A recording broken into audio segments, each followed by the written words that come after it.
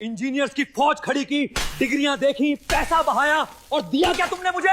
ये कबाड़, सिर्फ कबाड़।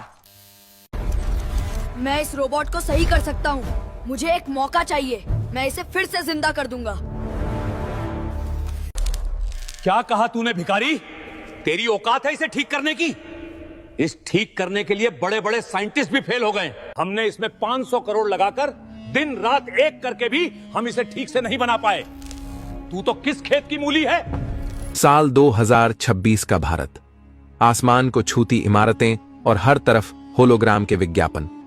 इस शहर के बीचों बीच एक विशाल काली इमारत थी जिसका नाम था सिंटेक्स रोबोटिक्स। ये देश की बल्कि दुनिया की सबसे बड़ी रोबोट बनाने वाली कंपनी थी। कंपनी के सीईओ मिस्टर आर्यन खन्ना अपने कॉन्फ्रेंस रूम में पसीने से तरबतर खड़े थे। उनके सामने कांच की दीवार के उस पार प्रोजेक्ट जीरो खड़ा था। यह एक रोबोट था जिसे बनाने में पिछले 5 सालों में 500 करोड़ रुपए खर्च हो चुके थे। इसे इंसानों की तरह चलना, सोचना और काम करना था। लेकिन आज लॉन्च का दिन था और नतीजा तबाही वाला था। जैसे ही मुख्य इंजीनियर ने रोबोट को ऑन किया, उसकी आंखों में लाल बत्ती जली। वह सीधा खड़ा होने के बजाय कांपने लगा। उसकी हाइड्रोलिक बाहें बेकाबू होकर घूमने लगीं। इसे बंद करो! आर्यन चिल्लाया, लेकिन तब तक बहुत देर हो चुकी थी। रोबोट ने पास रखे कंट्रोल पैनल पर एक जोरदार मुक्का मारा। चिंगारियां निकलीं और कांच की दीवार चटक गई। वह रोबोट एक रक्षक नहीं बल्कि एक पागल लोहे का दानव लग रहा था। वह लड़खड़ाया और धड़ाम से जमीन पर गिर गया। उसके अंदर से काला धुआं निकलने लगा। आर्यन खन्ना अपना सिर पकड़कर बैठ गए। इन्वेस्टर्स का दबाव, मीडिया के सवाल और करोड़ों का नुकसान, सब कुछ उनकी आंखों के सामने घूमने लगा। गुस्से में आर्यन लैब के अंदर गए। उन्होंने पास रखा एक भारी हथौड़ा उठाया और पागलों की तरह उस रोबोट पर वार करने लगे। बेकार है ये, सब बेकार है।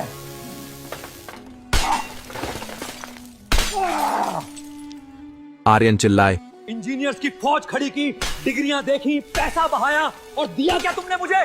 ये कबाड़, सिर्फ कबाड़। उन्होंने सिक्योरिटी को हुक्म दिया, इस कचरे को अभी के अभी मेरी नजरों से दूर करो।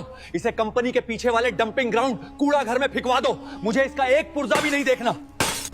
उसी रात मूसलाधार बारिश हो रही थी। सिंटेक्स टावर के पीछे शहर का सबसे बड़ा कूड़ा घर था, जहां शहर भर का इलेक्ट्रॉनिक कचरा फेंका जाता था। वहां की बदबू और गंदगी के बीच 12 साल का एक लड़का छोटू अपनी पुरानी फटी हुई बोरी लेकर घूम रहा था।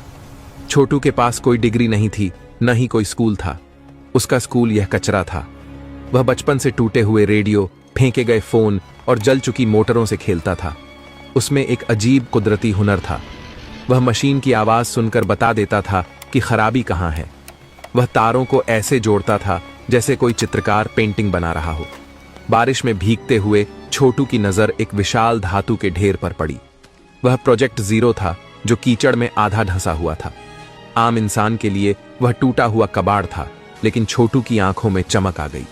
वह धीरे से रोबोट के पास गया। उसने रोबोट के सीने पर हाथ रखा। मशीन ठंडी थी, लेकिन छोटू को लगा जैसे उसके अंदर अभी भी दिल धड़क रहा है। उसने अपनी जेब से एक छोटा सा जंग लगा हुआ पेचकस स्क्रू ड्राइवर निकाला। उसने रोबोट के पीछे का पैनल खोला। अंदर का नजारा देखकर वह हैरान रह गया। इतनी जटिल वायरिंग उसने कभी नहीं देखी थी, लेकिन उसकी तीखी नजर ने कुछ पकड़ा। एक बहुत ही बारीक तार जो सेंसर से जुड़ा था, वह अपनी जगह से हल्का सा खिसका हुआ था, और एक गियर जो संतुलन बनाने के लिए था, वह उल्टा लगा हुआ था। इन्होंने दिमाग तो बहुत लगाया, पर इसे महसूस नहीं किया। छोटू जानता था कि वह इसे ठीक कर सकता है, लेकिन उसे बड़े औजार चाहिए थे और बिजली चाहिए थी।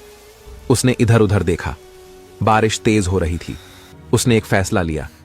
वह उस भारी भरकम रोबोट को, जो अब निष्क्रिय था और घिसटा जा सकता था, छोटू रोबोट को खींचने लगा। उसने पूरी रात लगा दी। उस भारी मशीन को इंच इंच करके घसीटते हुए वह सुबह तक सिंटेक्स कंपनी के मुख्य गेट पर पहुंच गया। वह कीचड़ से सना हुआ था, उसके कपड़े फटे थे, लेकिन उसकी आंखों में एक अजीब सी आग थी। सुबह के 8 बज रहे थे। कंपनी के गार्ड्स ने देखा कि एक गंदा सा भिखारी बच्चा उनके करोड़ों के अब कचरा बन चुके रोबोट को गेट पर खड़ा करके हाँफ रहा है। गार्ड्स उसे भगाने के लिए डंडे लेकर दौड़े।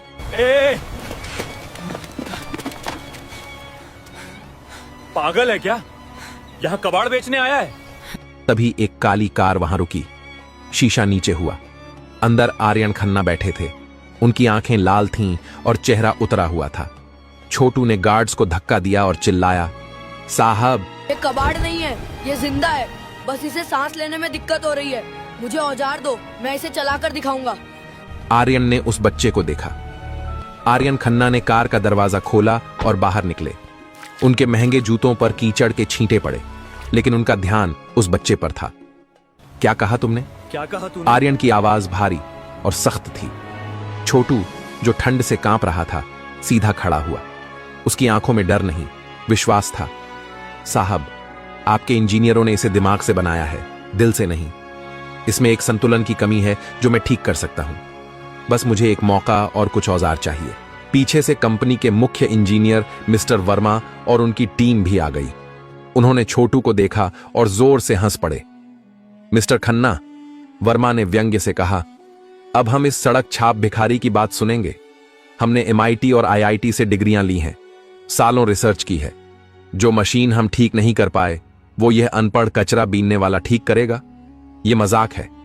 दूसरे इंजीनियर ने भी ताना मारा, अरे, इसे लगता होगा कि यह कोई पुराना रेडियो है जिसे ठोक पीट कर चला देगा। सिक्योरिटी, इसे बाहर फेंको। गार्ड्स आगे बढ़े, लेकिन आर्यन ने हाथ उठाकर उन्हें रोक दिया।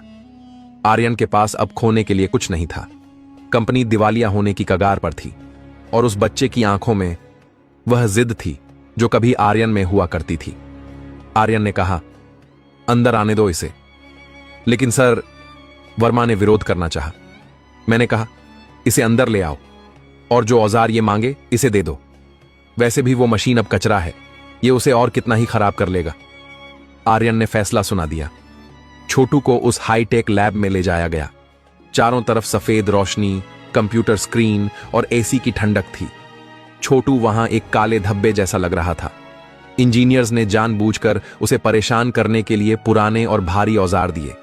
वे कोने में खड़े होकर हंस रहे थे, अपने फोन पर वीडियो बना रहे थे ताकि सोशल मीडिया पर डाल सकें। सिंटेक्स का नया वैज्ञानिक, एक कूड़ा बीनने वाला। छोटू ने किसी की बात नहीं सुनी। उसने रोबोट के पास जाकर अपनी आंखें बंद की। उसने मशीन पर हाथ फेरा। वह उसके ढांचे को समझ रहा था। फिर उसने काम शुरू किया। उसने सबसे पहले वो हिस्से खोले जिन्हें इंजीनियर्स ने परफेक्ट मानकर सील कर दिया था। उसने देखा कि रोबोट के जोड़ों में जो ग्रीस इस्तेमाल हुआ था वह बहुत गाढ़ा था, जो ठंड में जम रहा था। उसने उसे साफ किया और अपनी जेब से एक छोटी डिब्बी निकाली। उसमें एक खास तेल था जो उसने पुरानी गाड़ियों के कचरे से बनाया था। वर्मा चिल्लाया, ये क्या कर रहा है? मशीन गंदी कर रहा है। छोटू ने अनसुना कर दिया। फिर वह मुख्य सर्किट पर गया। इंजीनियर्स ने लाखों कोड लिखे थे संतुलन बनाने के लिए, लेकिन छोटू ने देखा कि रोबोट का बायां पैर दाएं पैर से 2 मिलीमीटर छोटा था। एक मैन्युफैक्चरिंग गलती जिसे सॉफ्टवेयर पकड़ नहीं पाया था। उसने रोबोट के पैर के नीचे एक पुराना रबर का वॉशर फिट कर दिया जो उसने कूड़े से उठाया था। घंटे बीतते गए। सुबह से शाम हो गई। छोटू पसीने से लथपथ था। उसके हाथ तेल और ग्रीस से काले हो चुके थे। इंजीनियर्स अब बोर होकर जा चुके थे।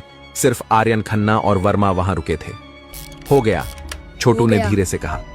वर्मा हंसे। अच्छा? रबर और तेल लगाकर 500 करोड़ का रोबोट ठीक हो गया? चलो इसे ऑन करो और तमाशा खत्म करो।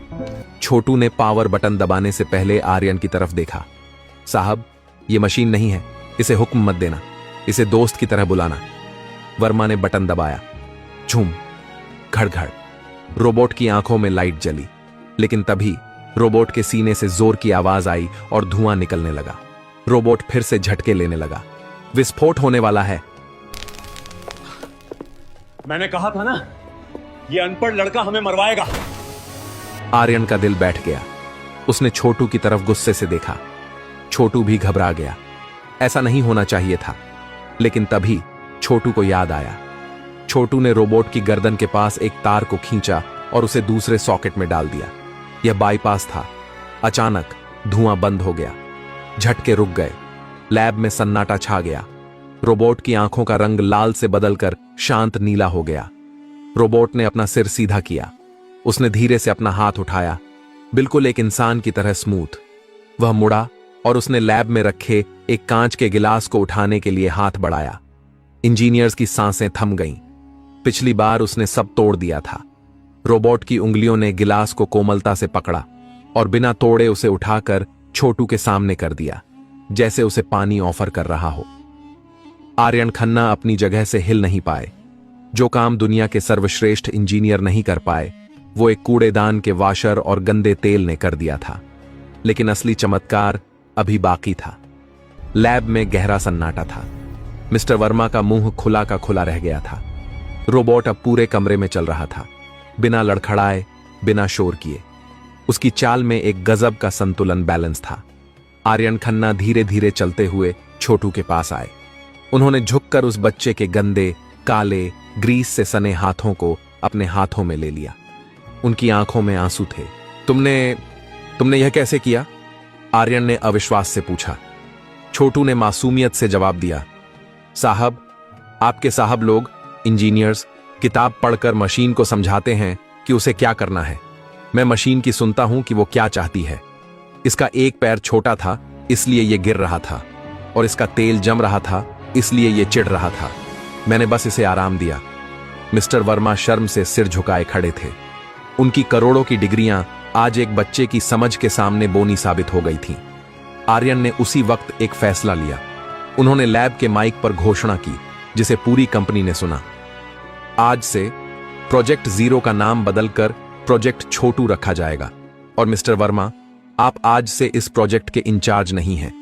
यह बच्चा, जिसका नाम छोटू है, आज से हमारी इनोवेशन टीम का मुख्य सलाहकार, चीफ एडवाइजर होगा। लेकिन सर, यह बच्चा है, अनपढ़ है। वर्मा ने आखिरी कोशिश की। यह अनपढ़ नहीं है वर्मा जी, आर्यन ने सख्त लहजे में कहा। इसके पास वो शिक्षा है जो तुम्हारी यूनिवर्सिटीज में नहीं मिलती, अनुभव और जुनून की शिक्षा। आर्यन खन्ना ने छोटू को गोद लिया। उसे सिर्फ नौकरी नहीं दी, बल्कि उसे दुनिया के बेहतरीन स्कूलों में भेजा, लेकिन एक शर्त पर कि वह अपनी कबाड़ से जुगाड़ वाली सोच कभी नहीं छोड़ेगा। 10 साल बीत गए। सिंटेक्स रोबोटिक्स अब दुनिया की सबसे अमीर कंपनी बन चुकी थी। वे ऐसे रोबोट बनाते थे जो अस्पतालों में मरीजों की सेवा करते थे और आपदाओं में लोगों की जान बचाते थे। कंपनी की 50वीं वर्षगांठ पर एक भव्य पार्टी थी। स्टेज पर एक नौजवान सूट बूट में आया। यह छोटू था, अब आर्यन जूनियर के नाम से जाना जाता था। उसने माइक थामते ही एक बड़ा खुलासा किया, जिसने सबको चौंका दिया। देवियों और सज्जनों, छोटू ने कहा, आप सब सोचते हैं कि मैंने उस रात रोबोट को ठीक करने के लिए क्या जादू किया था। पीछे स्क्रीन पर 10 साल पुराना वो वीडियो चला जब वह रोबोट ठीक कर रहा था। सच्चाई यह है कि उस रोबोट का प्रोसेसर, दिमाग, कभी खराब था ही नहीं। गलती उसके ढांचे में थी। हम अक्सर जीवन में भी यही गलती करते हैं। हम दिमाग को तेज करने में लगे रहते हैं, जबकि हमें अपना संतुलन बैलेंस ठीक करने की जरूरत होती है। उसने अपनी जेब से वही पुराना जंग लगा हुआ पेचकस निकाला और हवा में लहराया। यह मेरा सबसे महंगा औजार है। इसने मुझे सिखाया कि कोई भी चीज कचरा नहीं होती जब तक आप उसे कचरा मान न लें, न मशीन न इंसान। पूरी हॉल तालियों की गड़गड़ाहट से गूंज उठा। मिस्टर आर्यन खन्ना, जो अब बूढ़े हो चुके थे, सामने की सीट पर बैठकर मुस्कुरा रहे थे। उन्होंने एक कूड़ा बीनने वाले को नहीं, बल्कि देश के भविष्य को कचरे के ढेर से उठाया था। इस कहानी से हमें 3 बड़े सबक मिलते हैं। प्रतिभा की कोई वेशभूषा नहीं होती, हुनर महलों में भी हो सकता है और कचरे के ढेर में भी। किसी के कपड़े देखकर उसकी काबिलियत का अंदाजा नहीं लगाना चाहिए। डिग्रियां आपको यह सिखाती हैं कि मशीन कैसे बननी चाहिए, लेकिन अनुभव आपको सिखाता है कि मशीन काम कैसे करती है। समस्याओं का समाधान अक्सर जटिल कोडिंग में नहीं, बल्कि सरल समझ, कॉमन सेंस में छिपा होता है। जो रोबोट कचरा समझकर फेंक दिया गया था, वही दुनिया का सबसे बेहतरीन आविष्कार बना। इसी तरह हमें कभी भी खुद को या दूसरों को बेकार नहीं समझना चाहिए। सही नजरिया और थोड़ी सी मरम्मत किसी भी कबाड़ को सोना बना सकती है।